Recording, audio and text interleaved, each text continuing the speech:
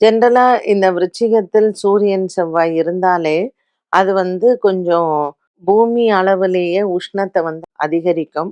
So இந்த உஷ்ண global warming அப்படின்னு சொல்றோம்ல, அது இன்னுமே வந்து ஜாஸ்தியாகலாம். இதனால் நமக்கு அதிகமான மழையும் வருவதற்கான வாய்ப்புகள் உண்டு. தாவரங்கள்ல வந்து பார்த்தீங்கன்னா, இந்த மிளகாய், மிளகு, துவரம் பருப்பு இந்த மாதிரியான தாவரங்களும், தானியங்களும் விலைவாசி வந்து அதிகரிக்கிறதுக்கான வாய்ப்புகளும் உண்டு. அ ஜாதகத்துல வந்து இன்னைக்கு கிரக நிலைகள்ல நம்ம வந்து பார்க்கும் பொழுது, சுக்கிரன் அ அவருடைய வீட்ல இருக்காரு. செவ்வாயும் அவருடைய வீட்லயே இருக்காரு இல்லையா? இந்த சந்திரன், புதன், சுக்கிரன், செவ்வாய், சூரியனுக்கு 12ஆம் இடத்துல இருக்கு.